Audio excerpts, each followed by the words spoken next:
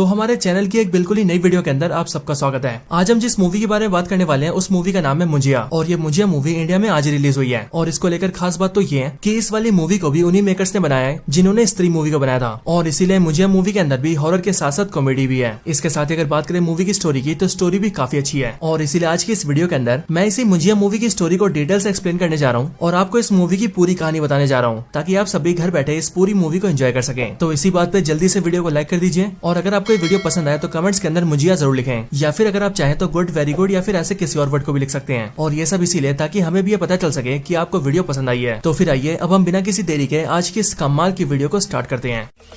तो इस मूवी की स्टार्टिंग होती है कोनकान से, जो कोनकान महाराष्ट्र के अंदर है। और यहाँ पर जब कहानी शुरू होती है तब साल होता है 1952। महाराष्ट्र के कोनकान के गांव के अंदर हम ये देखते हैं कि वहाँ पर एक छोटा सा बच्चा होता है जिसका नाम गोटिया होता है और उसकी उम्र 10 से 12 साल होती है। और गोटिया इस गाँव में अपनी माँ और अपनी छोटी बहन के साथ रहता था और गोटिया की बहन उससे 1-2 साल छोटी होती है। यहीं पर गोटिया जिस घर में रहता था उसके बगल वाले घर में कुछ और लोग रहते थे और यहीं पर एक लड़की रहती थी जिसका नाम था मुन्नी और गोटिया मुन्नी से प्यार करता था। लेकिन फर्क ये था कि जहाँ गोटिया की उम्र 10 से 12 साल थी वहीं पर मुन्नी उससे 7 साल बड़ी थी और इसीलिए मुन्नी की उम्र 18-19 साल थी। लेकिन गोटिया तब भी मुन्नी से प्यार करता था और वो ये चाहता था कि उसकी शादी मुन्नी से हो जाए। लेकिन मुन्नी के घर वाले उसकी शादी फिक्स कर देते हैं। लेकिन जिससे मुन्नी की शादी फिक्स होती है वो जिस दिन मुन्नी से शादी करने आता है उसी दिन गोटिया उस दुल्हन के खाने में चूहे मारने का जहर डाल देता है। हालांकि उस खाने से दूल्हा बच तो जाता है लेकिन इस बारे में बाकी सबको पता चल जाता है। और जैसी गोटिया की माँ इस बात को जानती है वैसी वो गोटिया को पकड़ के अपने घर में लाती है और गोटिया को मारने के लिए एक बड़ा सा चाबुक निकालती है और उस चाबुक से गोटिया को बहुत मारती है। और यहाँ पर हम ये भी देखते हैं कि वैसे तो गोटिया किसी से नहीं डरता है लेकिन उसे अपनी माँ के चाबुक से बहुत डर लगता है। हालांकि उसी दिन मुन्नी की शादी हो जाती है और वहीं पर जो गोटिया की माँ होती है वो उसी दिन गोटिया का मुंडन भी करवा देती है। और वैसे तो जैसी मुन्नी की शादी होती है वैसी वो अपने दूल्हे के साथ चली जाती है। लेकिन हम ये देखते हैं कि गोटिया अभी मुन्नी को याद करता है और वो अभी भी ये सोचता है कि वो किसी तरह से मुन्नी से शादी कर ले। अब इसके लिए गोटिया ये फैसला करता है कि वो मुन्नी को हासिल करने के लिए काला जादू करेगा और काला जादू करके वो मुन्नी पर वशीकरण करेगा जिसके पास मुन्नी उसके पास आ जाएगी और फिर वो और मुन्नी दोनों शादी कर लेंगे। और वैसे भी यहाँ तक गोटिया के बारे में जानने के बाद ही आप सभी समझ ही होंगे कि गोटिया कोई आम बच्चा नहीं था बल्कि वो बेसिकली एक साइको बच्चा था जिसके मन में मुन्नी को पाने का ऑब्सेशन था। अब इधर गोटिया जैसी काला जादू करने का फैसला करता है वैसे ही वो अपनी छोटी बहन को अपने साथ लेता है और गाँव के पास के एक जंगल में चला जाता है। हमें पता लगता है कि गाँव के पास जो ये जंगल है इस जंगल का नाम चिंटुकवाड़ी है और क्योंकि ये गाँव से दूर है इसीलिए आमतौर पर यहाँ जल्दी कोई नहीं आता है। गोटिया यहाँ पर अपनी छोटी बहन को रात के समय पर लाता है और यहाँ पर आकर एक बड़े से बरगद के पेड़ के नीचे बैठ जाता है और वहाँ बैठकर काला जादू करने लगता है। और फिर इसके बाद ही हम ये देखते हैं कि गोटिया अपनी छोटी बहन पर हमला कर देता है और एक चाकू से उसे मारने की कोशिश करता है। लेकिन गोटिया की छोटी बहन उसे रोकती है और उससे पूछती है कि आखिर वो ऐसा क्यों कर रहा है और वो अपनी छोटी बहन को क्यों मारना चाहता है। जिस पर गोटिया उसे बताता है कि उसे अपने काला जादू के अंदर एक लड़की की बलि देनी पड़ेगी और इसलिए यहाँ पर वो उसे मारकर उसकी बलि देगा। और फिर गोटिया के हिसाब से जैसे उसका काला जादू पूरा होगा वैसी मुन्नी उसके पास आकर उससे शादी कर लेगी। लेकिन यहाँ पर हम ये देखते हैं कि जब गोटिया अपनी छोटी बहन पर हमला करके उसे मारने की कोशिश करता है तभी उसकी छोटी बहन अपना बचाव करती है और वो गोटिया को धक्का मारती है। जिसके बाद जैसी गोटिया को धक्का लगता है वैसे उसका सर सीधा बरगद के पेड़ पर टकराता है और सर टकराने की वजह से गोटिया का सर फट जाता है और उसके सर से बहुत सारा खून निकलने लगता है और देखते ही देखते कुछ ही पलों के अंदर गोटिया की मौत हो जाती है। लेकिन ये सब देखकर गोटिया की जो छोटी बहन होती है वो जल्दी से भागकर गाँव जाती है और अपनी मदर के साथ साथ सारे गाँव वालों को वहाँ पर ले आती है। वहाँ पर आने के बाद ही सारे लोग गोटिया की हालत देखते हैं। लेकिन तभी गाँव के जो मुख्य पंडित होते हैं वो कहते हैं कि ये बहुत बड़ा अनर्थ हो गया है क्योंकि असल में गोटिया एक ब्राह्मण परिवार का लड़का है और अभी कुछ ही दिन पहले उसका मुंडन भी हुआ है। लेकिन गोटिया का मुंडन हुए 10 दिन भी पूरे नहीं हुए हैं और यहाँ पर गोटिया की अकाल मृत्यु हो गई है। और इसीलिए गाँव के सारे मुख्य पंडित बताते हैं कि अब गोटिया मरने के बाद ब्रह्म राक्षस बनने वाला है और हो सकता है कि ब्रह्म राक्षस बनने के बाद वो गाँव वालों का बुरा करे और इसीलिए उन सबको गोटिया को यहीं पर रोकना होगा। इसके लिए गाँव वाले गोटिया को उसी पेड़ के नीचे दफना देते हैं जिस बरगद के पेड़ के नीचे गोटिया की मौत हुई थी। और फिर उसे दफनाने के बाद ही वो जो सारे मुख्य पंडित होते हैं वो मंत्रों का इस्तेमाल करके उस पूरे पेड़ को बांध देते हैं ताकि गोटिया उस पेड़ से कहीं भी दूर न जा सके और उसकी आत्मा जो कि ब्रह्म राक्षस बन चुकी है वो हमेशा के लिए वहाँ पर कैद होकर रह जाए। हालांकि यहीं पर हम ये भी जानते हैं कि गोटिया जिस हालत में मरा है उस हालत में मरने वाले को मुंजिया कहते हैं जिसका मतलब अब गोटिया मुंजिया बन चुका है। अब इसके बाद ही कई साल बीत जाते हैं और बहुत सालों के बाद हम सीधा पुणे शहर को देखते हैं जो पुणे शहर भी महाराष्ट्र के अंदर ही है लेकिन ये कोनकान और उसके गाँव से काफी दूर है। यहाँ पुणे के अंदर हम मूवी के मेन कैरेक्टर को देखते हैं जिसका नाम है बिट्टू और बिट्टू इस पुणे शहर के अंदर अपनी मदर और ग्रैंड मदर के साथ रहता है यानी कि माँ और दादी के साथ। इसके साथ ही हम ये भी जानते हैं कि बिट्टू के फादर की कई साल पहले ही मौत हो चुकी है और उसकी जो मदर है वो एक ब्यूटी पार्लर चलाती है और उससे वो लोग काफी अच्छा पैसा कमाते हैं एंड उनकी फैमिली काफी अच्छे से चल रही है। और अपनी फैमिली के अंदर बिट्टू, उसकी मदर और उसकी दादी तीनों काफी खुश हैं। साथ ही साथ हम ये भी जानते हैं कि बिट्टू भी अपनी मदर की उनकी काम में हेल्प करता है और बिट्टू को भी लड़कियों के बाल काटना और उनका मेकअप करना काफी अच्छे से आता है। यहीं पर हम देखते हैं कि बिट्टू की एक दोस्त होती है जो कि उसके बगल वाले घर में रहती है और बिट्टू की इस वाली दोस्त का नाम होता है बेला और ये बेला जो कि एक लड़की होती है, वो बिट्टू की बचपन की दोस्त होती है और ये दोनों बचपन से एक साथ खेल कूद कर बड़े हुए हैं। यहाँ पर बेला बिट्टू से मिलने आती है और वह बिट्टू से अपने बॉयफ्रेंड को भी मिलवाती है और हम ये देखते हैं कि बेला के बॉयफ्रेंड का नाम कुबा होता है और वो एक अंग्रेज होता है। लेकिन बिट्टू को बेला के बॉयफ्रेंड से मिलकर खुशी नहीं होती, क्योंकि असलियत में बिट्टू मन ही मन बेला से प्यार करता है, लेकिन उसने कभी भी बेला से ये बात बोली नहीं है। हालांकि यहीं पर हम ये देखते हैं कि बिट्टू को उसके मन में अचानक से वही पेड़ दिखता है जिस बरगद के पेड़ के नीचे मुंजिया को कैद करके रखा गया है। साथ ही साथ यहाँ पर बिट्टू ये भी देखता है कि इस बरगद के पेड़ के ऊपर एक राक्षस जैसा बच्चा है जो कि उसे अपने पास बुला रहा है। और यहाँ बिट्टू ये भी सोचता है कि उसे एक ख्याल बचपन से आ रहे हैं और वो हमेशा अपने मन में इसी पेड़ को देखता है। लेकिन यहाँ बिट्टू इन सारी बातों को इग्नोर करता है और वो अपने घर से बाहर निकलकर अपने दोस्त से मिलने जाता है। हम ये देखते हैं कि बिट्टू का एक बेस्ट फ्रेंड होता है जो कि एक सरदार होता है और उसका नाम स्पीलबर्ग होता है। अब वैसे तो रियल में इसका नाम स्पीलबर्ग नहीं होता, लेकिन अब क्योंकि बिट्टू के सरदार दोस्त को वीडियो शूट करने का काफी शौक होता है, इसीलिए वो अमेरिका के फिल्म मेकर स्पीलबर्ग से इंस्पायर होकर अपना खुद का नाम भी स्पीलबर्ग रख लेता है। यहाँ पर हम ये देखते हैं कि बिट्टू अपनी लाइफ में काफी खुश होता है, लेकिन फिर एक दिन अचानक से बिट्टू को उसके चाचा की बेटी का फोन आता है, यानी कि उसकी कजन सिस्टर का, जिसका नाम होता है रुक्कू। फोन पर रुक्कू बिट्टू से कहती है कि उसके घर वालों ने उसकी शादी फिक्स कर दी है और इसीलिए अब कुछ ही दिनों के अंदर उसकी सगाई होने वाली है। इसीलिए वो चाहती है कि बिट्टू अपनी फैमिली के साथ उसकी सगाई में आए। वो बताती है कि उसने बिट्टू की माँ को और दादी माँ को दोनों को इन्विटेशन दे दिया है और इसीलिए वो बिट्टू को भी पर्सनली बोल रही है। इसीलिए वो चाहती है कि उसकी सगाई में सब लोग आए। और फिर इसीलिए इसके बाद ही हम ये देखते हैं कि बिट्टू, उसकी मदर और उसकी ग्रैंड मदर तीनों ये फैसला करते हैं कि वो तीनों रुक्कू की सगाई में जाएंगे। हालांकि यहीं पर हम ये नोटिस करते हैं कि बिट्टू की मदर इस बात को सुनकर काफी ज्यादा नाराज हो जाती है और वो बिट्टू की ग्रैंड मदर से कहती है कि वो बिट्टू को लेकर रुक्कू की सगाई में नहीं जाना चाहती, क्योंकि वो जब भी बिट्टू को लेकर गाँव जाती है तब हमेशा बिट्टू की तबियत खराब हो जाती है। लेकिन इसके बावजूद भी हम ये देखते हैं कि वो तीनों गाँव जाने का प्लान करते हैं और वो तीनों गाँव जाने के लिए निकल जाते हैं। आगे हमें पता लगता है कि रुक्कू और उसके पेरेंट्स यानी कि बिट्टू के चाचा की फैमिली कोनकान के उसी गांव में रहते हैं जिस गांव में मुंजिया रहता था। और अब क्योंकि बिट्टू मुंजिया के गांव से जुड़ा हुआ था और उसे हमेशा ही मुंजिया के ख्याल भी आते थे, इसलिए यहाँ पर ये सब देख के हमें ये तो क्लियर हो जाता है कि हो ना हो बिट्टू का मुंजिया से कोई ना कोई कनेक्शन तो जरूर है। हालांकि इन सब के बाद ही बिट्टू और उसकी फैमिली सीधा गाँव पहुंचते हैं और कोनकान के गाँव में आकर वो लोग सीधा अपने चाचा के घर जाते हैं। बिट्टू जब चाचा के घर पहुंचता है तब वहाँ पर उसके चाचा की फैमिली उन सबको देखकर काफी खुश होती है। लेकिन हम यहाँ पर ये भी नोटिस करते हैं कि बिट्टू का जो चाचा है वो बिट्टू को और उसकी मदर को दोनों को नापसंद करता है और वो इसीलिए क्योंकि बिट्टू के चाचा का ऐसा मानना है कि उसके बड़े भाई की मौत बिट्टू और उसकी मदर की वजह से हुई है। और इसीलिए हम ये देखते हैं कि यहाँ पर घर के अंदर बिट्टू के चाचा बिट्टू की मॉम को थोड़ा बुरा भला कहते हैं, जिस वजह से उन दोनों के बीच आर्गुमेंट हो जाती है। लेकिन इसी आर्गुमेंट की वजह से बिट्टू के चाचा को और ज्यादा गुस्सा आता है और वो गुस्से में आकर बिट्टू को उसके डैड की मौत के बारे में बताने लगता है। अब यहाँ पर हम ये भी जानते हैं कि बिट्टू को अब तक ये पता नहीं होता है कि उसके डैड की मौत कैसे हुई थी, क्योंकि उसकी मदर और दादी ने इस बारे में उसे कभी कुछ नहीं बताया था। लेकिन यहाँ पर बिट्टू का चाचा गुस्से में आकर बिट्टू को सब कुछ बताने लगता है और वो बिट्टू से कहता है कि यहाँ हमारे गाँव के पास ही एक जंगली एरिया है जिसका नाम है चिंटुकवाड़ी और वो चिंटुकवाड़ी हमारी पुश्तैनी जगह है। लेकिन उसी चिंटुकवाड़ी के अंदर एक बरगद का पेड़ है जो कि शापित है, क्योंकि बहुत साल पहले वहाँ पर एक लड़का मर गया था और अब गाँव वालों को ऐसा मानना है कि वो मुंजिया बन गया है, इसीलिए उसके डर से रात को वहाँ पर कोई भी नहीं जाता है। लेकिन आज से काफी साल पहले उसके बड़े भाई ने यानी कि बिट्टू के फादर ने उस चिंटुकवाड़ी को बेचने की कोशिश की थी। लेकिन अब क्योंकि उसके शापित होने के किस्से सबको पता है, इसलिए कोई भी चिंटुकवाड़ी को खरीदने को तैयार नहीं था, क्योंकि सबके मन में उस पेड़ का और मुंजिया का डर था। और इसी वजह से उसके बड़े भाई ने ये डिसाइड करा कि वो चिंटुकवाड़ी से उस पेड़ को ही काट देगा। लेकिन जैसे उसका बड़ा भाई उस पेड़ को काटने गया ताकि पेड़ के कटने के बाद ही वो ये साबित कर सके कि ना तो वो पेड़ शापित है और ना ही वहाँ पर कोई मुंजिया है, लेकिन जैसे उसका बड़ा भाई पेड़ को काटने गया वैसे अचानक से उसकी मौत हो गई और वो पास के समुद्र के अंदर डूब गया। और फिर इसके आगे बिट्टू का चाचा बिट्टू से कहता है, बिट्टू तुम जानते हो कि तुम्हारे पापा ने ये सब किसके लिए किया था? तुम्हारे पापा ने ये सब किया था तुम्हारी माँ के लिए, क्योंकि तुम्हारे पिता को तुम्हारी माँ का ब्यूटी पार्लर बड़ा करना था और उसे एक बढ़िया सा ब्यूटी पार्लर खोल के देना था और इसी काम के लिए उन्हें पैसे चाहिए थे जिसके लिए वो चिंटुकवाड़ी बेचना चाहते थे। लेकिन उन समय उनकी मौत हो गई और इसीलिए उस दिन के बाद से मैं तुम्हारी माँ से बहुत नफरत करता हूँ, क्योंकि मेरा ये मानना है कि उन्हीं की वजह से मेरे बड़े भाई की मौत हुई है। और हाँ बिट्टू, क्योंकि तुम इस औरत के बेटे हो इसीलिए मुझे तुमसे भी नफरत है। अपने चाचा के मुंह से इन सारी बातों को सुनकर बिट्टू रोने लगता है और इसीलिए रोते हुए वो सीधा घर के बाहर आता है और बाहर आकर सीधा स्कूटी उठाता है और वहाँ से डायरेक्टली चिंटुकवाड़ी चला जाता है। और चिंटुकवाड़ी पहुंचकर वो उसी बरगद के पेड़ के आगे आ जाता है जहाँ पर उसके फादर की मौत हुई थी। इधर बाकी के घर वाले भी बिट्टू को ढूंढने लगते हैं और बिट्टू के चाचा जानकारी के लिए सारे गाँव वालों को फोन करते हैं, जिसके बाद उसके चाचा को पता लगता है कि गाँव के एक आदमी ने बिट्टू को चिंटुकवाड़ी में जाते हुए देखा था। बिट्टू का चाचा ये बात जानने के बाद ही परिवार वालों को बिट्टू के बारे में बताता है और वो सबसे कहता है कि बिट्टू चिंटुकवाड़ी के अंदर है। बट ये सुनकर बिट्टू की दादी बिट्टू के चाचा से कहती है कि वो जल्दी से चिंटुकवाड़ी जाए और बिट्टू को बचा कर लाए। लेकिन बिट्टू का चाचा ऐसा करने से मना कर देता है और वो बिट्टू की दादी से यानी कि अपनी माँ से कहता है कि रात के टाइम पर चिंटुकवाड़ी में कोई नहीं जाता है और इसीलिए वो भी वहाँ पर नहीं जाएगा। लेकिन ये सुनने के बाद ही बिट्टू की दादी ये फैसला करती है कि वो खुद ही चिंटुकवाड़ी में जाएगी और बिट्टू को बचा कर लाएगी, क्योंकि बिट्टू की दादी ये जानती थी कि चिंटुकवाड़ी में जाने से बिट्टू की जान को खतरा हो सकता है। हालांकि चिंटुकवाड़ी जाने से पहले हम ये देखते हैं कि बिट्टू की दादी अपना एक बक्सा खोलती है और बक्से के अंदर से एक चाबुक निकालती है और फिर यहाँ पर हम ये नोटिस करते हैं कि ये बिल्कुल वही चाबुक होता है जिस चाबुक का इस्तेमाल करके मुंजिया की माँ उसे मारा करती थी। हालांकि फिर इसके बाद ही हम ये भी जान जाते हैं कि असल में बिट्टू की जो दादी है वो मुंजिया की छोटी बहन है, यानी कि वही छोटी बहन जिसे मुंजिया ने मारने की कोशिश करी थी, लेकिन उस रात वो खुद ही मारा गया था। और इसके साथ ही यहीं पर हम ये भी जानते हैं कि बिट्टू के ख्यालों में उसे हर बार मुंजिया और वो बरगद का पेड़ भी इसीलिए दिखते हैं क्योंकि बिट्टू मुंजिया के वंशज का है और बिट्टू के अंदर भी मुंजिया के परिवार का ही खून है और इसीलिए मुंजिया अपने परिवार के लोगों को दिख सकता है। यहाँ पर बिट्टू की दादी यानी कि मुंजिया की बहन ये जानती थी कि मुंजिया को अगर किसी से डर लगता है तो वो डर लगता है सिर्फ उसकी माँ के चाबुक से, और इसीलिए इसी चाबुक से उसे कंट्रोल किया जा सकता है। और इसीलिए यहाँ पर बिट्टू की दादी इस चाबुक को लेती है और चाबुक लेकर सीधा चिंटुकवाड़ी जाती है। चिंटुकवाड़ी पहुंचते ही जैसी वो बरगद के पेड़ के सामने आती है वैसी बिट्टू की दादी देखती है कि उस बरगद के पेड़ के ऊपर मुंजिया बैठा है, जो कि बिट्टू की दादी को देखते ही पहचान जाता है कि वो उसकी छोटी बहन है। और इसलिए मुंजिया उस पर हंसता है और वो उससे कहता है कि उसकी छोटी बहन तो बहुत बड़ी हो गई है। लेकिन यहीं पर बिट्टू की दादी मुंजिया से यानी कि अपने बड़े भाई से कहती है कि दादा प्लीज वो उसके पोते को छोड़ दे। अब यहाँ पर आप सब जानते होंगे कि मराठी के अंदर बड़े भाई को दादा कहते हैं, इसीलिए यहाँ पर बिट्टू की दादी मुंजिया को दादा कहती है। अगले पल बिट्टू की दादी देखती है कि मुंजिया ने अपने बरगद के पेड़ की शाखाओं से बिट्टू को बांध रखा है, और इसलिए बिट्टू की दादी जैसी बिट्टू को देखती है वैसी वो वहाँ जाती है और वो बिट्टू को छुड़ाने की कोशिश करती है। लेकिन मुंजिया ने टहनियों से बिट्टू को बांधा होता है और इसीलिए बिट्टू की दादी उन पर चाबुक मारती है। और यहाँ पर हम ये देखते हैं कि चाबुक के मार से न सिर्फ मुंजिया डरता है बल्कि इस चाबुक की मार से मुंजिया को नुकसान भी होता है, और इसीलिए मुंजिया जल्दी से बिट्टू को छोड़ देता है। जिसके बाद बिट्टू की दादी बिट्टू को लेकर वहाँ से जाने लगती है। लेकिन जैसे वो लोग जा रहे होते हैं वैसे मुंजिया बिट्टू के पास आता है और वो उसकी पीठ पर अपना हाथ चिपका देता है। पर यह देखकर बिट्टू की दादी फिर से मुंजिया को मारती है, जिसके बाद चाबुक के लगते हैं मुंजिया उसे छोड़ देता है और वो फिर से पेड़ पर चला जाता है। इसके बाद ही बिट्टू की दादी जल्दी से उसे लेकर चिंटुकवाड़ी से बाहर आती है और वहाँ से काफी दूर आने के बाद ही बिट्टू उनसे पूछता है कि दादी आखिर ये सब क्या है, वो कौन था और आप उसे कैसे जानती थी, और आखिर आपको ये कैसे पता था कि उसे इसी चाबुक से डर लगता है। इन सब बातों को सुनने के बाद ही बिट्टू की दादी उसे सब कुछ बताती है और वो उसके सामने सारी सच्चाई को रख देती है। जिसके बाद बिट्टू ये जान जाता है कि वो मुंजिया असल में उसकी दादी का बड़ा भाई है और उसने अब तक क्या क्या किया है। मुंजिया के बारे में सब कुछ जानने के बाद ही बिट्टू भी काफी डर जाता है। लेकिन बिट्टू की दादी उससे कहती है कि उसे अब डरने की कोई जरूरत नहीं है, क्योंकि मुंजिया उस पेड़ से दूर कहीं नहीं जा सकता है, और इसीलिए बिट्टू को भी बस इस बात का ध्यान रखना है कि वो फिर से कभी भी उस पेड़ के पास न जाए। लेकिन इसके अगले पल में हम ये देखते हैं कि मुंजिया बिट्टू के सामने खड़ा होता है और वो इस टाइम पर उसकी दादी के पीछे होता है। मुंजिया को देखकर बिट्टू हक्का बक्का हो जाता है, क्योंकि कुछ टाइम पहले उसकी दादी ने उससे बोला था कि मुंजिया उस पेड़ से दूर कहीं नहीं जा सकता है, लेकिन अब वो उनके पास आ चुका है। और इसीलिए वहाँ पर आते ही मुंजिया सीधे बिट्टू की दादी की गर्दन पकड़ता है और वो झटके से उनकी गर्दन तोड़ के उन्हें मार देता है। और फिर यहीं पर ही हम ये समझ जाते हैं कि असल में बिट्टू के जाने से पहले मुंजिया ने जब उसके पीठ पर हाथ चिपकाया था तब उसके जरिए उसने बिट्टू की पीठ पर अपना निशान छोड़ दिया था, और इसीलिए बिट्टू के माध्यम से उसने अपने आप को बरगद के पेड़ से आजाद कर लिया, एंड दैट्स व्हाई वो कहीं भी मूव कर सकता है। लेकिन ये सब देखने के बाद ही बिट्टू बेहोश हो जाता है, और फिर इसीलिए कुछ टाइम बाद ही गाँव वाले उसे ढूंढते हुए आते हैं और वो बिट्टू को लेकर सीधा हॉस्पिटल जाते हैं। हॉस्पिटल आकर बिट्टू की आंखें खुलती हैं और तब बिट्टू ये पूछता है कि उसकी दादी कैसी है, जिस पर उसके घर वाले उसे बताते हैं कि वहाँ चिंटुकवाड़ी से थोड़ी सी दूरी पर उसकी दादी की लाश मिली है, जिसका मतलब उसकी दादी मर चुकी है। हालांकि पुलिस ने इन्वेस्टिगेशन की है और इसीलिए पुलिस का ऐसा मानना है कि शायद से उसकी दादी फिसल कर गिर गई होगी और इसीलिए उनकी मौत हो गई होगी। लेकिन असल में बिट्टू इस बात को जानता था कि उसकी दादी की मौत गिरने से नहीं हुई है, बल्कि उसकी दादी को मुंजिया ने मारा है। हालांकि बिट्टू इतना ज्यादा डरा होता है कि वो इस बारे में किसी को भी बता नहीं पाता है। लेकिन इसके बाद ही हम ये देखते हैं कि बिट्टू के जो चाचा होते हैं वो बिट्टू की मदर से झगड़ा करने लगते हैं और वो फिर से बिट्टू की मदर को ब्लेम करते हैं कि पहले उसकी वजह से उसका भाई मर गया और अब उस औरत की वजह से उसकी माँ भी मर गई। लेकिन ये सब सुनकर बिट्टू की मदर को गुस्सा आता है और इसीलिए वो बिट्टू को लेकर उस गाँव से निकल जाती है और बस पकड़ के सीधा पुणे आने लगती है। लेकिन बस में हम ये देखते हैं कि बिट्टू की पीछे वाली सीट पर मुंजिया होता है और बिट्टू भी जैसी मुंजिया को देखता है वैसे वो बहुत डर जाता है। हालांकि यहाँ पर मुंजिया बिट्टू को बताता है कि उसे सिर्फ और सिर्फ बिट्टू देख सकता है और कोई भी नहीं, और वो इसीलिए क्योंकि बिट्टू की रगों में उसका खून दौड़ रहा है। हालांकि मुंजिया को देखकर बिट्टू काफी ज्यादा डर जाता है, लेकिन अचानक से मुंजिया गायब हो जाता है और फिर आगे हम ये देखते हैं कि बिट्टू अपने घर आ चुका है। लेकिन घर आने के बाद जैसी रात होती है और बिट्टू सोने जाता है वैसे मुंजिया उसके रूम में आ जाता है और वो बिट्टू से कहने लगता है कि मुन्नी को ढूंढो, मुन्नी को ढूंढो। लेकिन बिट्टू को उसकी बातें समझ नहीं आती और वो सिंपली उससे डरने लगता है। और अब क्योंकि बिट्टू मुंजिया के लिए उसकी बातें नहीं मान रहा था इसलिए मुंजिया उसे पीटने लगता है। वो कभी बिट्टू को बिस्तर से गिरा देता है, कभी उसे उठाकर दीवार पे फेंक देता है और कभी तो उसके ऊपर अलमारी गिरा देता है। लेकिन इन सब के बाद ही बिट्टू ये समझ जाता है कि मुंजिया उससे किसी मुन्नी को ढूंढने के लिए कह रहा है। लेकिन बिट्टू ऐसा करने से मना कर देता है और वो सिंपली मुंजिया से कहता है कि उसने उसकी दादी को मार दिया है और इसीलिए वो उसकी कोई बात नहीं मानेगा। लेकिन बिट्टू जैसे ऐसा बोलता है वैसे मुंजिया जल्दी से बिट्टू की मदर के पास जाता है और बिट्टू की मदर इस टाइम पर घर के बाहर खड़ी होकर बातें कर रही होती है। लेकिन तभी जहाँ पर बिट्टू की मदर खड़ी होती है उसके पास ही एक स्ट्रीट लैंप होता है और मुंजिया उसी लैंप पर चढ़ जाता है और उसे तोड़कर बिट्टू की मदर के ऊपर गिरा देता है। लेकिन लकीली वो लैंप बगल में गिरता है और इसलिए बिट्टू की मदर को कुछ भी नहीं होता है। लेकिन ये देखकर अब बिट्टू बहुत ज्यादा डर जाता है और इसीलिए वो मुंजिया से कहता है कि वो जैसा बोलेगा वो वैसा ही करेगा। लेकिन मुंजिया उससे कहता है कि वो उसके पास रात को आया करेगा और इसीलिए उसे मुन्नी को रात को ढूंढना पड़ेगा। एंड इसके बाद ही हम ये देखते हैं कि बिट्टू को ना चाहते हुए भी रोज रात को अपनी नींद खराब करनी पड़ती है और घर के बाहर घूम घूम कर मुन्नी को ढूंढना पड़ता है। और इस पूरे टाइम के दौरान मुंजिया उसके कंधे पर बैठा रहता है और जहाँ भी बिट्टू थोड़ा सा रुकता है और आराम करता है वहीं पर मुंजिया कभी उसे परेशान करने के लिए मारने लगता है और कभी कभी वो उसके सामने दूसरों को मारने लगता है। इसलिए बिट्टू को परेशान होकर भी मुंजिया की बातें माननी पड़ती हैं। बिट्टू इन सब से परेशान हो जाता है और इसीलिए कुछ दिन बाद ही वो अपने सरदार दोस्त को सब कुछ बता देता है, यानी कि स्पीलबर्ग को। और वैसे तो स्पीलबर्ग को मुंजिया दिखाई नहीं देता लेकिन वो मुंजिया की बातें सुन पाता है, इसलिए उसे भी बिलीव हो जाता है कि बिट्टू को सच में मुंजिया परेशान कर रहा है। बिट्टू स्पीलबर्ग से कहता है कि उन्हें किसी मुन्नी को ढूंढना है क्योंकि उस मुंजिया को मुन्नी को ढूंढकर उसे शादी करनी है और उसके बाद ही हमारा पीछा छोड़ेगा। अब इसके बाद ही वो दोनों दिमाग लगाते हैं और स्पीलबर्ग बिट्टू से कहता है कि मुंजिया उसके गाँव का था इसलिए हो सकता है कि मुन्नी भी उसके गाँव की हो। और फिर ये बात सुनते बिट्टू सीधा रुकू को फोन करता है,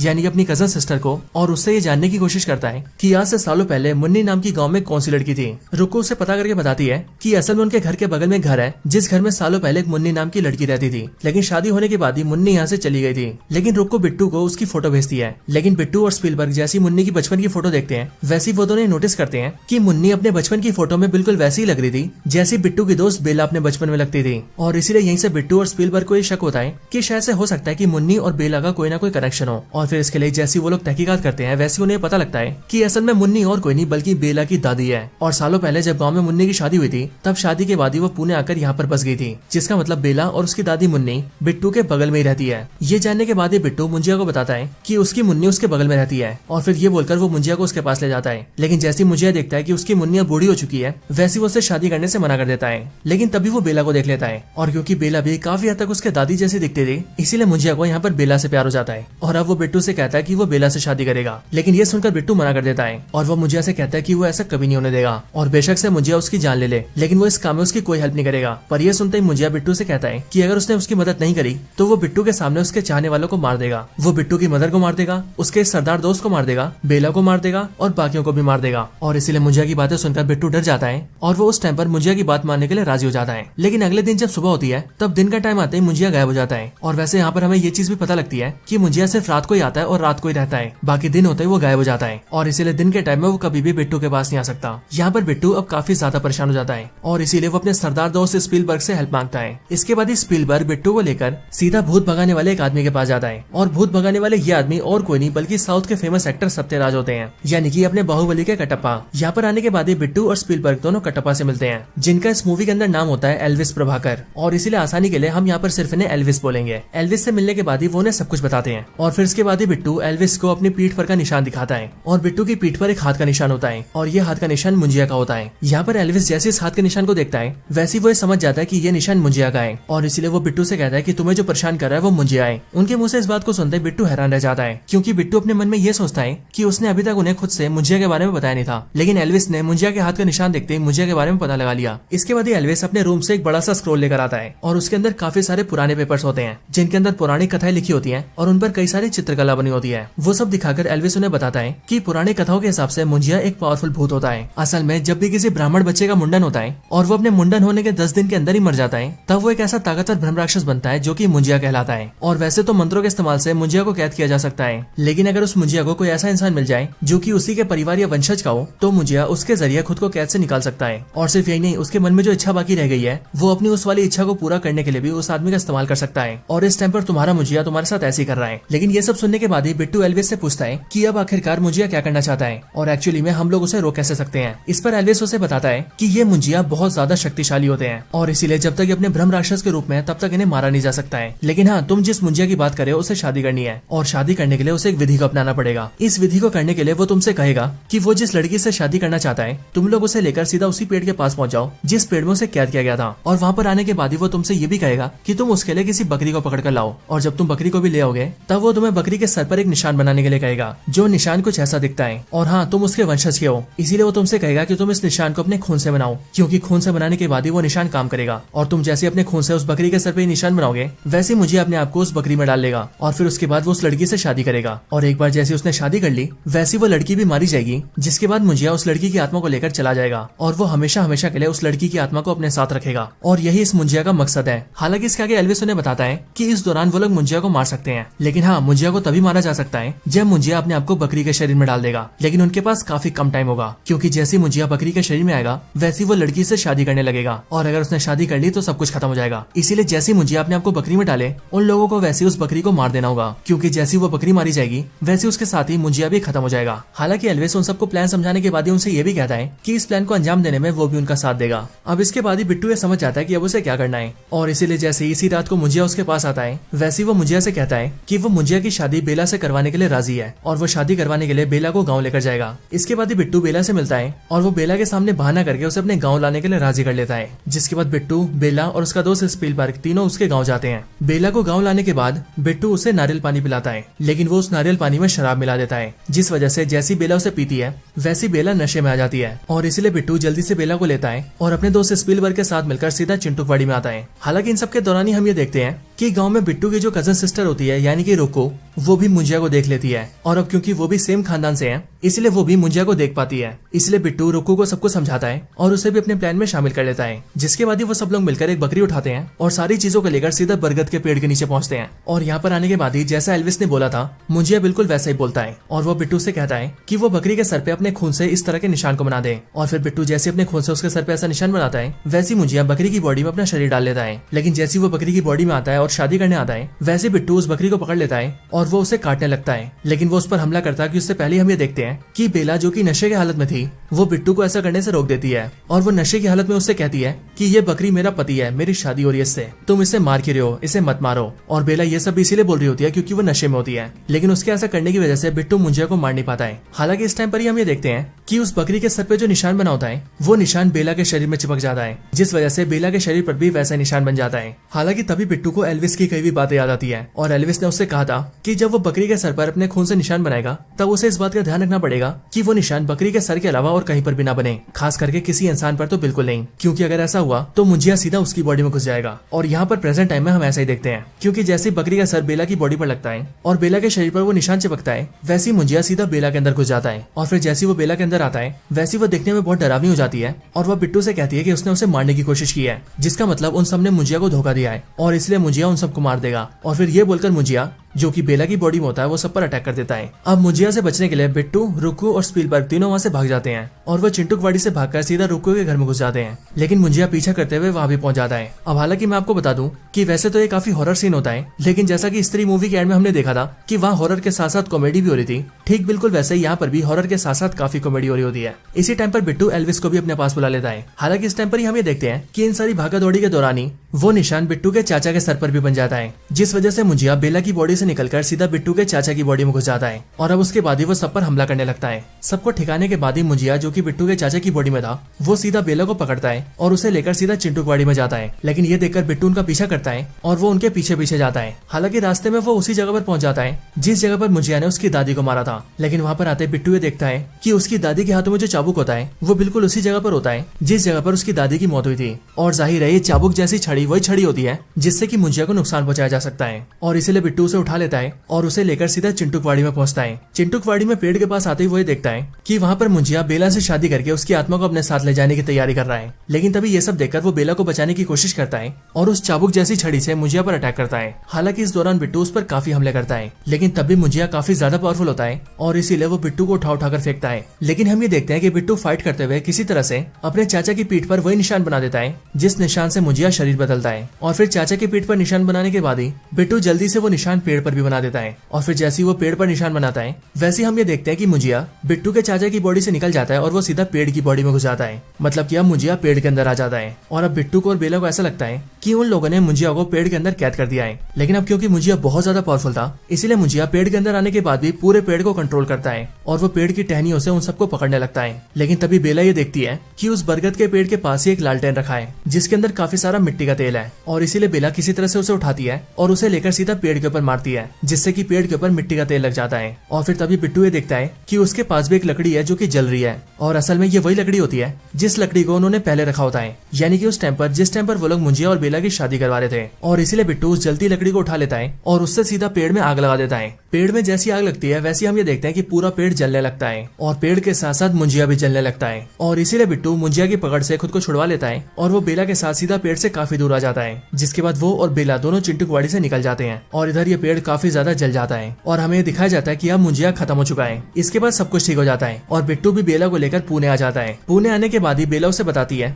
कि अब वो अपने काम के सिलसिले में ब्राजील जा रही है और इसीलिए वो कई साल बाद वापस आएगी। लेकिन बेला के जाने से पहले बिट्टू उसे आई लव यू कहता है और वो बेला से कहता है कि वो उससे सालों से प्यार करता है। लेकिन यहाँ पर बेला बिट्टू से कहती है कि वो बिट्टू से प्यार नहीं करती और वो बिट्टू को अपना दोस्त समझती है। पर यह सुनकर बिट्टू से कहता है कि अगर वो उसे अपना दोस्त मानती है तो वो उसका दोस्त बनकर ही रहेगा, क्योंकि वो मुंजिया नहीं है जो उससे जबरदस्ती शादी करेगा। और फिर उसके ये बोलने के बाद ही ये सीन चेंज होता है और हम डायरेक्टली मुंजिया के पेड़ को देखते हैं। यहाँ हम ये देखते हैं कि मुंजिया के पेड़ की कटाई चल रही है और कुछ लोग मिलकर इस पेड़ को काट रहे हैं। लेकिन अगले पल हम ये जानते हैं कि मुंजिया मरा नहीं है और वो अभी भी जिंदा है और हमें यहाँ पर मुंजिया की झलक भी दिखती है। लेकिन इसके बाद ही मूवी एंड हो जाती है। लेकिन हाँ दोस्तों, अगर आप सभी ने स्त्री मूवी देखी है तो वहाँ पर आप सबने नोटिस किया होगा कि उस मूवी के एंड में भी स्त्री जिंदा बच जाती है, और इसीलिए यहाँ पर भी इस मूवी में दिखाया गया है कि यहाँ पर भी मुंजिया जिंदा बच गया है। सो इसीलिए हो सकता है कि आने वाली मूवीज के अंदर इन सब का एक साथ इस्तेमाल किया जाए। अब हालांकि जैसी इस मूवी की स्टोरी एंड होती है वैसी मूवी के एंड सीन में एक पोस्ट क्रेडिट सीन आता है, और ये वाला पोस्ट क्रेडिट सीन भेड़िया मूवी से कनेक्टेड होता है, क्योंकि पोस्ट क्रेडिट सीन के अंदर हम वरुण धवन को देखते हैं जो कि अभी कुछ टाइम पहले ही भेड़िए से इंसान बने होते हैं, और इसीलिए यहाँ पर वरुण धवन के पास उसका दोस्त जाना आता है और वो उसे कपड़े देता है, लेकिन इसके बाद ही मूवी खत्म हो जाती है।